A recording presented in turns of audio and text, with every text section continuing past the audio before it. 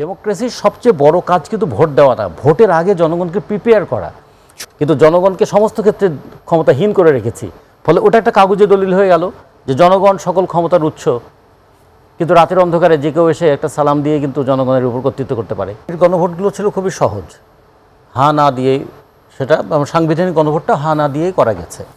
এবার বলা হচ্ছে যে 84টা বিষয়ের মধ্যে কোন বিষয়গুলোতে আমরা একমত, কোন বিষয়গুলোতে ভিন্ন মত, কোন বিষয়গুলো নোট অফ ডিসেন্ট দিয়ে রাখা হয়েছে। তখন বলা হলো যেগুলো ভিন্ন মত সেগুলোকে বাদ দেওয়া হবে, যেগুলো নোট অফ ডিসেন্ট আছে সেগুলো বাদ পড়বে, যেগুলো একমত আছে সেগুলো নিয়ে গণভোট হবে। আচ্ছা, তখন একটা প্রশ্ন আসে, তাহলে গণভোটটার ক্ষেত্রে আমাদের ভোটাররা যখন ভোট দিতে যাবেন, সেটা একসঙ্গে ভোট হোক অথবা আলাদা আলাদা ভোট হোক, তার কাগজে কি লেখা থাকবে? অমুক 1 2 3 4 5 6 7 8 9 10 এই দাবিগুলোতে আপনি কি একমত আছেন? ভোটার যদি দেখে এই 10টার মধ্যে 3টাতে আমি একমত আছি, 7টাতে আমি একমত নাই, তাহলে সে কীভাবে ভোট দেবে? এটা একটা প্রশ্ন। আবার যদি হয় প্রশ্নটা একদম সরল, যে জুলাই সনদের যে বিষয়গুলোতে সবাই একমত হয়েছে আপনি কি তার সঙ্গে একমত, হ্যাঁ অথবা না? এটা হতে পারে। তাহলে সেই মানুষ কি জানে জুলাই সনদের কোন কোন বিষয়গুলো নিয়ে একমত হয়েছে? তো ফলে শেষ পর্যন্ত হবে কি, এটা একটা পলিটিক্যাল ওরিয়েন্টেশনের গণভোট, এবং শেষ পর্যন্ত এটা একটা paper statement for safeguarding the officers. হ্যাঁ, এখন যে আপনি একজন পরীক্ষিত একজন রাজনীতিবিদ, আপনার বিষয়টা আসলে অনেকটা পরিষ্কার না, তাহলে জনগণ কিভাবে পরিষ্কার হবে ওই বুথে? সে কারণেই তো বলছি যে এই যে গণভোটের জন্য একটা একটা জেদ আছে কারো কারো, যে গণভোট হতেই হবে। তা আমরা বলছি ঠিক আছে, ওয়েল, সবাই যদি চায় গণভোট হোক, কিন্তু প্রক্রিয়াটা ঠিক করুন তো। কেউ যদি বলে যে গণভোটটা হবে ডিসেম্বরে, তারপরে আবার জাতীয় নির্বাচন হবে ফেব্রুয়ারিতে, তাহলে 2বার ভোটের আয়োজন হতে হচ্ছে। এটা হলো একটা দিক। বুঝলাম আমাদের দেশে অনেক টাকা পয়সা আছে, আমরা টাকা খরচ করতে কোনো সমস্যা নেই, কিন্তু গণভোটের জন্য জনগণকে আমি কীভাবে প্রিপেয়ার করব? কোন কোন ইস্যুতে গণভোট হচ্ছে তার জন্য একটা ব্যাপক ক্যাম্পেইন লাগবে। আগের বারের ক্যাম্পেইনগুলো তো সহজ ছিল।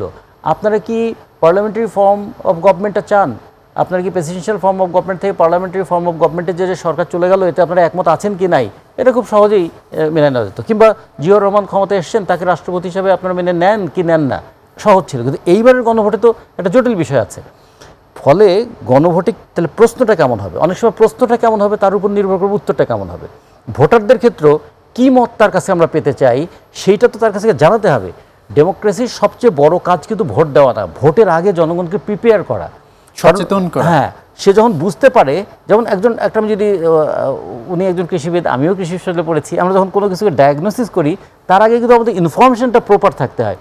আমি যত ইনফরমেশন আমার থাকবে তত আমার নলেজটা ম্যাচিউরড হবে এবং তত আমি ডিসিশনটা অ্যাকুরেট হবে। তো সেই ক্ষেত্রে জনগণ তো সেই প্রিপারেশনটা লাগবে যে 84টা প্রশ্নে আমরা দ্বিমত ছিলাম, মানে মতামত ছিল, তার মধ্যে আমরা কিন্তু এই বিষয়ে একমত ছিলাম, ওনারা বললেন তারা এই বিষয়ে একমত ছিল, আপনি বললেন এই বিষয়ে একমত ছিলাম, কিংবা অমুক বিষয়ে আমাদের দ্বিমত আছে। এখন আসুন আমরা গণভোটে যাই। তো গণভোটটা কিসের উপরে হবে? সেক্ষেত্রে একটা পয়েন্ট ঠিক করতে হবে। আপনারা কি মনে করেন, যদি ধরেন এরকম হয়, জুলাই অভ্যুত্থানের মধ্য দিয়ে যে সরকার ক্ষমতা এসেছে সেই সরকারকে আপনারা বৈধ মনে করেন কি না, হ্যাঁ অথবা না? তাহলে একটা জিনিস সবাই বুঝে যে হ্যাঁ, একটা অভ্যুত্থানের মধ্য দিয়ে যে সরকার এসেছে সেই সরকারকে আমরা বৈধতা দিলাম। এটা একটা গণভোটের দিক। কিন্তু কোনো গণভোট আজ পর্যন্ত, কোনো গণভোট কেন, কোনো কিছুই আজ পর্যন্ত কোনো রাজনৈতিক দলকে তাকে আটকে রাখতে পারে নাই অথবা তাকে নিবৃত করতে পারে নাই। কারণ আমাদের সংবিধানে ছিল না 7-এর ক এবং খ, যে নির্বাচন ছাড়া অন্য কোনোভাবে ক্ষমতা দখলটাকে কত চরম শাস্তিজনক বিষয় হিসেবে দেখা হয়েছিল। পারলো? সংবিধান দিয়ে কি অভ্যুত্থান ঠেকাতে পারলো না তো। ফলে কমিটমেন্ট হচ্ছে খুব গুরুত্বপূর্ণ। যেমন 91 সালে আমাদের একটা কমিটমেন্টে ছিল, এরশাদ ছিল প্রেসিডেন্সিয়াল ফর্ম অফ গভর্নমেন্ট। এও বলা আছে যে জনগণই সকল ক্ষমতার উৎস। হ্যাঁ, জনগণকে সকল ক্ষমতার উৎসে পরিণত করতে হবে, এটা হওয়া উচিত কমিটমেন্ট। আমরা ঘোষণা দিয়েছি কিন্তু জনগণকে সমস্ত ক্ষেত্রে ক্ষমতাহীন করে রেখেছি, ফলে ওটা একটা কাগজে দলিল হয়ে গেল যে জনগণ সকল ক্ষমতার উৎস। কিন্তু রাতের অন্ধকারে যে কেউ এসে একটা সালাম দিয়ে কিন্তু জনগণের উপর কর্তৃত্ব করতে পারে, কিংবা জনগণকে নানাভাবে বিভ্রান্ত করেও কেউ ক্ষমতা যেতে পারে, কিংবা জনগণ মাঝে মাঝে ভাবতে পারে আমরা প্রতারিত হলাম। তো ফলে জনগণ সকল ক্ষমতার উৎস, এইটাকে উৎসকে রক্ষা করতে হবে।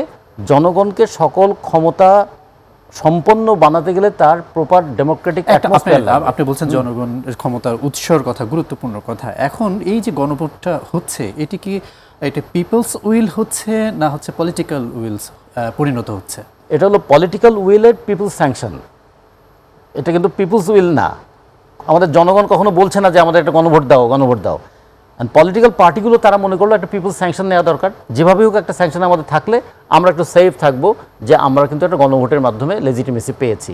এই জন্য বললো এটা political party, will of the political party and sanction from the people, এই বিষয়টা হতে পারে।